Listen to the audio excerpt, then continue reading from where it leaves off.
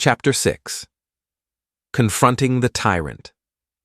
Sonny was off to face against a nightmare creature, and not any creature at that, but one of the fifth category, a dreaded, fearsome tyrant. The odds of survival were so low that anyone would have laughed in his face if he were to ever suggest attempting to fight it. If they weren't an awakened 2 or 3 ranks above the creature, of course, which Sonny certainly wasn't. And yet, he had to deal with this mountain king somehow to avoid an even more miserable death. The ridiculous degree to which the odds were stacked against him from the very beginning of this delayed execution had gotten old a long time ago, so he didn't have any more energy to think about it. What was there to fear, after all? He was already as good as dead. It's not like he could get any deader. So why worry? On the other side of the bonfire, things were turning from bad to worse. Most of the slaves were already dead. A few soldiers were still desperately trying to fight the monster, but it was clear that they weren't going to last long. Right in front of Sonny's eyes, the tyrant picked up a dead slave, dragging the chain up with him, and opened its terrifying maw wide. With one crushing bite, the slave's body was torn in half, leaving only bloodied stumps inside the shackles. Mountain King's 5 indifferent, milky eyes stared into the distance as he chewed, streams of blood flowing down its chin. Seeing that the creature's upper arms were busy, one of the soldiers screamed and lunged forward, brandishing his long spear. Without turning its head, the tyrant extended one of its shorter lower arms, caught the soldier's head in an iron grip, and squeezed, crushing the poor man's skull like a soap bubble. A moment later, the headless body was tossed over the cliff and disappeared into the abyss below. Shifty doubled over, puking his guts out. Then he shakily rose to his feet and glared at Sonny. "Well, we've taken a look, now what?" Sonny did not answer, pensively observing the tyrant, with his head slightly tilted to one side. Shifty stared at him some more, then turned to Scholar. "I'm telling you, old man, the boy is sick in the head. How the hell can he be so calm?" "Shh! Lower your voice, fool." Blood drained from Shifty's face as he slapped himself, covering his mouth with both hands. Then he cast a fearful look in the direction of the tyrant. Luckily, the abomination was too busy feasting on the slaves, lucky ones who were already dead and unlucky ones who were still alive, to pay them any attention. Shifty slowly exhaled. Sonny was preoccupied with thinking, measuring his chances of survival. How do I get rid of that thing? He didn't have any special powers, nor did he have an army ready to bury the tyrant under a mountain of bodies. He didn't even have a weapon to at least scratch the damn bastard. Sonny moved his gaze and looked past the creature, into the endless darkness of the moonless sky.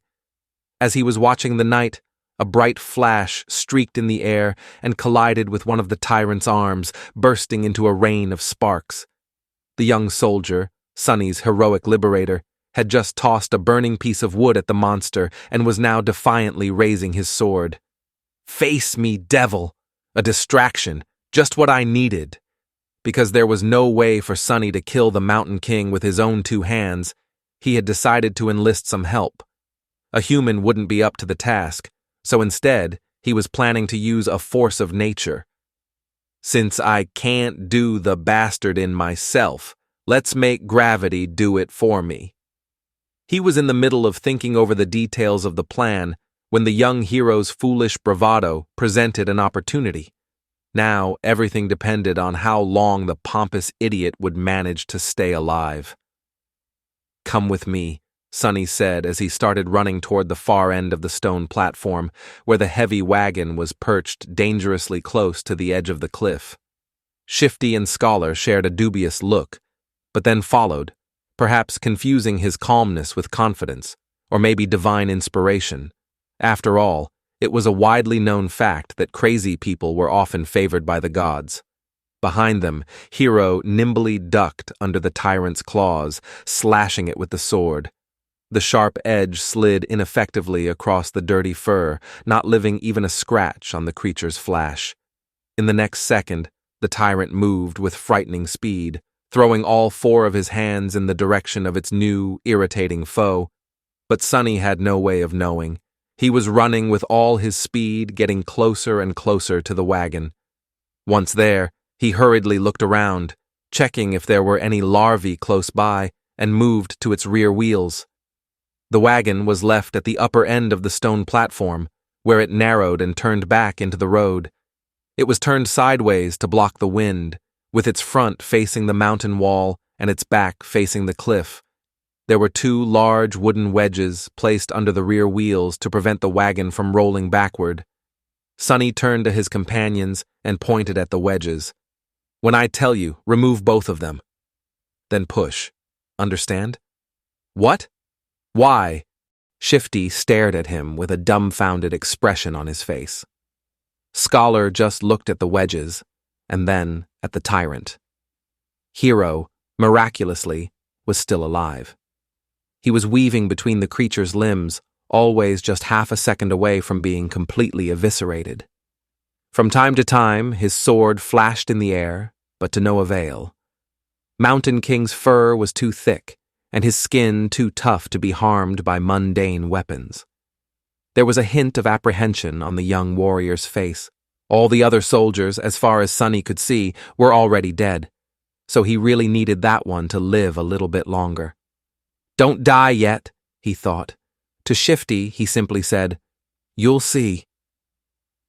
The next moment, Sonny was running again, trying to follow the chain from the brace where it was affixed to the wagon. The thing he was searching for was hard to notice due to all the bodies, blood and viscera littering the stone platform, but for once, luck was on his side. A short amount of time later, he had found what he needed, the torn end of the chain. Finding the nearest set of shackles, complete with a horribly disfigured body of a slave locked in them, Sonny plopped down on his knees and started to fumble with the key. There was a muffled scream, and with a sideways glance, he noticed Hero flying through the air, finally caught by one of the tyrant's strikes. Incredibly, the young soldier managed to land on his feet, sliding several meters across the stones. All of his limbs were still in place. There were no terrible wounds on his body either. Without skipping a bit, Hero rolled forward, picking up his sword from where it fell on the ground, and then rolled once more, this time sideways, narrowly avoiding a heavy stomp from the creature's foot. Rolling? Who the hell rolls around in this situation? Without any more time to waste, Sonny finally managed to unlock the shackles. Shaking the dead slave out of them, he then promptly locked them once again, this time around the chain itself, ending up with a makeshift slip knot and a loop. Now everything depended on his resolve, hand-to-eye coordination, and luck. Turning to Shifty and Scholar, who were still waiting by the wagon, he screamed, "Now!" Then, picking up a sizable length of chain, Sonny stood up and faced the tyrant. Hero spared him half a glance. His eyes lingered on the chain for a moment and then quickly followed it to the wagon. Then, without showing a hint of emotion, the young warrior doubled his efforts, drawing the creature's attention away from Sonny. So he's smart too? What a scam. Clearing his head of all unnecessary thoughts, Sonny concentrated on the weight of the chain in his hands, the distance between him and the tyrant, and his target. Time seemed to slow down a bit. "Please, don't miss." Gathering all of his strength, Sonny spun and threw the chain in the air as though a fisherman casting his net. The loop opened as it flew, closing in on the position of the fight between Hero and the tyrant. Sonny's plan was to place the loop on the ground close enough to them that, once one of the tyrant's feet landed in the trap, he could pull on the chain and tighten it around the monster's ankle. But his plan failed spectacularly, which is to say, it was literally a spectacle. In the last moment, Mountain King suddenly flinched back, and instead of falling on the ground, the chain loop landed perfectly around its neck. A second later it tightened, acting as an iron noose. Sonny froze for a moment, not believing his eyes, and then clenched his fists, holding himself back from triumphantly shaking them in the air. "Yes!" he screamed inwardly. Moments later, the wagon would roll off the cliff, pulling the tyrant down with it. Sonny looked back to make sure and instantly turned even paler than he usually was. Shifty and Scholar did manage to remove the wedges from under the wagon's wheels and were now desperately pushing it to the edge of the road. However, the wagon was rolling slowly, very slowly, much slower than Sonny had anticipated. He turned to the tyrant, panicking. The creature, surprised by the sudden weight pressing down on its neck, was already raising its hands to tear the chain apart. Sonny's eyes widened. In the next second, Hero crashed into one of the tyrant's legs, throwing it off balance and buying them some time. Sonny was already running to the wagon, cursing loudly in his mind. Reaching it, he threw himself onto the damp wood alongside Shifty and Scholar, pushing with all the strength left in his rather small but terribly beaten and enormously exhausted body. "Roll!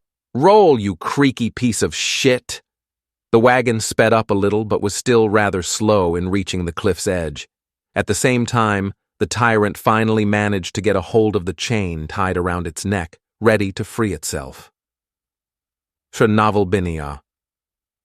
Now, whether they lived or not was just a question of which thing would happen first.